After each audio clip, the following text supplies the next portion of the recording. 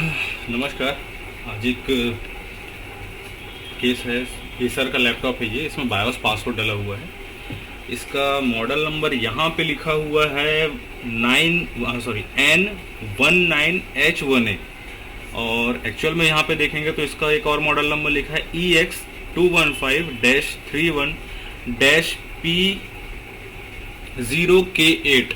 ठीक है, तो शायद कुछ नज़र आए थोड़ा सा, तो देखते हैं इसका कहानी क्या है, इसमें किस तरह से इसका बायोस का पासवर्ड हटा सकते हैं। देखो, ये काम जो है विदाउट बिल नहीं करते हम लोग।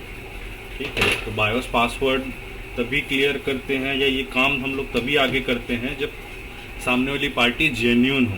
ठीक है, जैसे कि अगर सामने वाले के पास में विथ बिल है तो ये डीलर के थ्रू आया है और उन्होंने पूरा वेरीफाई कर लिया, देन उसके बाद ही हमारे पास ये आया है इसका पासवर्ड हटाने के लिए। ठीक है, तो चलिए देखते हैं पहले इसका पासवर्ड हमको दिख रहा है कि नहीं दिख रहा है, कि किस तरह से है ये। तो एसर का बहुत न्यू जनरेशन का लैपटॉप है ये। हालांकि प्रोसेसर कोई खास है नहीं, पेंटियम प्रोसेसर है मात्र।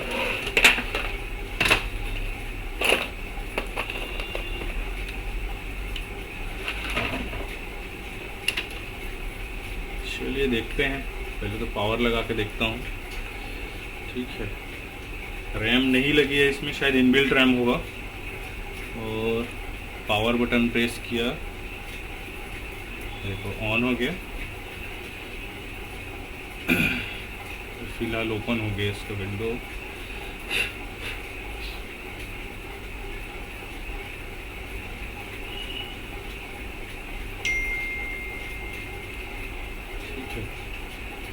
तो पहले तो इसको रीस्टार्ट करते हैं और बायोस में जाने की कोशिश करते हैं।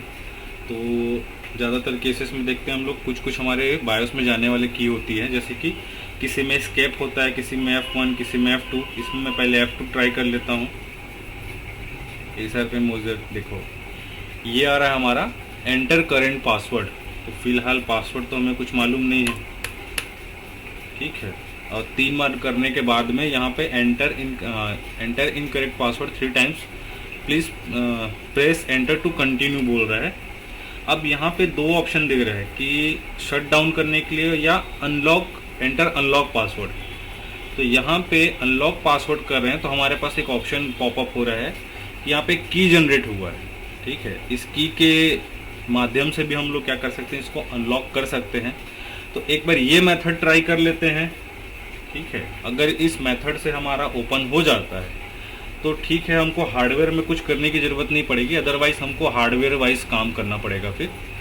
तो यहाँ पे एक हमारे पास ऑप्शन है, वेबसाइट है। फिलहाल आपको इस चीज़ को मैं शो नहीं कर सकता, मैं ट्राई करता हूँ अगर इससे ले लेता है तो। जो भी रिपेयर काम करते हैं वो इस वेबसाइट के बारे में जानते होंगे।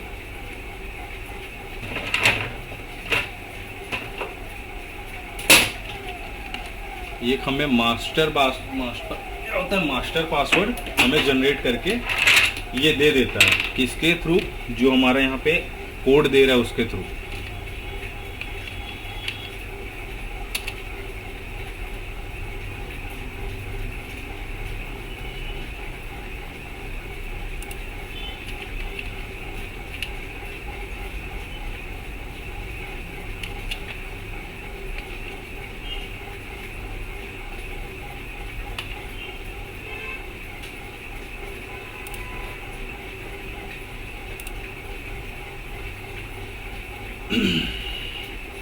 तो यहाँ पे एंटर कोड पूछ रहा है, तो कोड डालते हैं यहाँ पे 2062110604। तो देखते हैं यहाँ पे अगर कुछ जनरेट कर पाता है। तो यहाँ पे एसर के लिए ऑप्शन दिया है कि एसर इनसाइड का अगर होगा तो 10 डिजिट का पासवर्ड, और HP मिनी नोटबुक्स हो गए तो यहाँ पे दिख रहा है। तो फिलहाल मैं इसको ट्राई करता हूँ। 731E।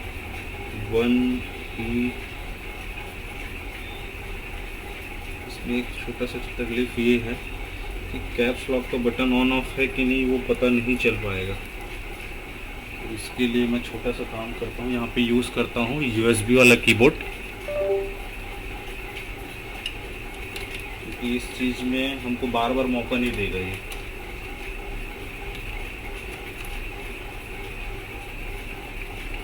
ठीक है, तो यहाँ से कंफर्म हो गया कि मेरा एक्टिविटी है। डालते हैं कोड यहाँ पे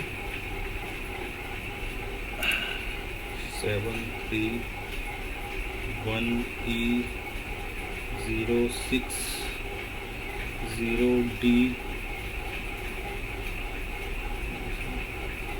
2D6FD3FE। ठीक, तो ये हमारा कोड जनरेट होने के बाद में हमारा ये पासवर्ड खुल चुका है। अब यहाँ पे हम लोग आ जाते हैं सिक्योरिटी वाले पे।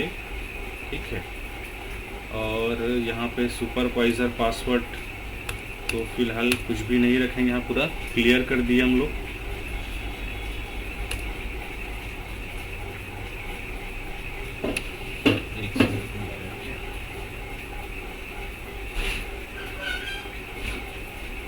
नहीं है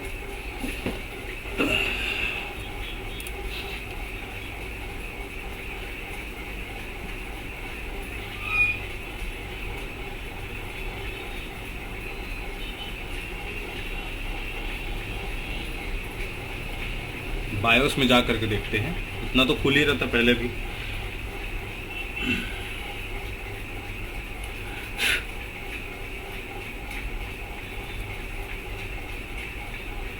F2 प्रेस कर रहा हूँ मैं, ये देखो बराबर बायोस में चला जा रहा है।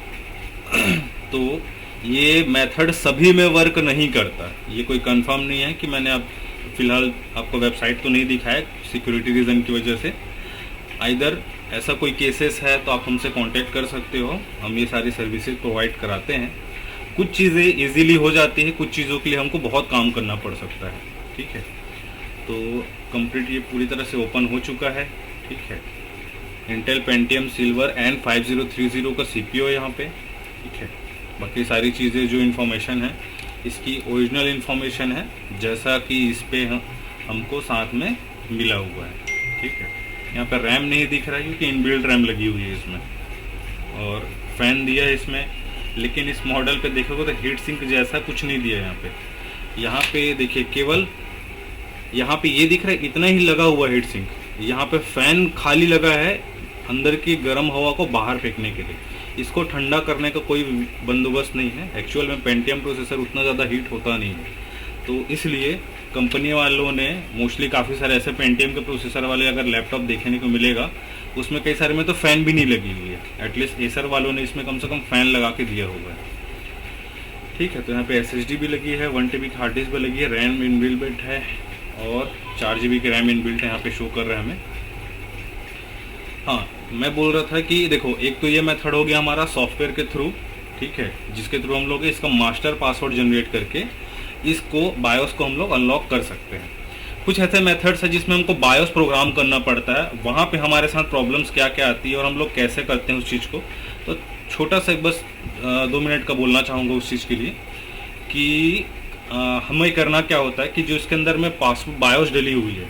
ठीक है, जैसे कि हमारा अगर IO प्रोग्रामेबल IO है तो कई बार IO प्रोग्राम करते हैं उसके अंदर में भी पासवर्ड दिया हुआ होता है। ठीक, तो उस कंडीशन को बायोस को IO वाले बायोस को, ठीक है, हमारे जो कीबोर्ड कंट्रोलर वाली चिप लगी है उसके अंदर में जो प्रोग्राम रहता है 128 KB का रहता है कॉमनली, उसको हमें रीप्रोग्राम करना पड़ेगा, तब जाके वो पासवर्ड क्लियर होगा। सेकंड मेथड है कि हमारा जो SPI डिवाइस लगी है इसमें, ठीक है, फ्लैश IC बोलते हैं, बायोस IC बोलते हैं, इसमें जो उसका मेन प्रोग्राम होगा उसको हम लोग पहले क्या करेंगे, रीड करेंगे प्रोग्रामर के थ्रू। रीड करने के बाद में वहाँ पे हमको उसमें जो उसका बायोस वाला पोर्शन होता है, ठीक है, किसी में EC रीजन के अंदर हो सकता है, किसी में कुछ और अलग अलग मेथड्स होते हैं सभी मॉडल्स के। कुछ में आजकल हम लोग देखते हैं कि EC रीजन, जैसे कि डेल HCFC में जो हमारा पासवर्ड देखने को मिलता है डेल का, तो वो हमारे EC रीजन के अंदर होता है। तो EC रीजन के बायोस को निकाल करके, ठीक है, EC रीजन को अलग से निकाल करके उसके साथ में फिर क्या करेंगे, उसके अंदर का जो हमारा पासवर्ड वाला पोर्शन है उसको हमको क्लियर करना पड़ता है। तो कई सारे काफ़ी कॉम्प्लिकेटेड काम भी होते हैं इसमें। नसीब अच्छा रहा, ठीक है, तो बहुत आसानी से जैसे ये काम हो गया, सारी चीज़ें बहुत आसानी से हो जाती है, ठीक है। तो नेक्स्ट टाइम देखते हैं किसी और केस में। बढ़िया छोटा सा केस था, मुझे भी नहीं पता था कि ये वर्क करेगा कि नहीं करेगा, ठीक है। कुछ ऐसे मेथड्स जिसको हमको ट्राई करके देखना पड़ता है, हमेशा ज़रूरी नहीं कि वो मेथड काम कर ही जाए, ठीक है। तो इसका काम हो गया। चलिए एक बार मैं बंद करके फिर से चालू कर लेता हूँ। पता चल रहा है कि पावर लगा हुआ है, इस वजह से उस टाइम तुरंत तो सेटिंग सेव कर लिया। कई बार होता है कि बाद में जब रीस्टार्ट करो तो सेम वही पासवर्ड आना चालू हो जाता है। तो अगेन F2 प्रेस करता हूँ यहाँ पे, ठीक है, बराबर जा रहा है, मतलब हमारा पासवर्ड क्लियर हो चुका है, ठीक।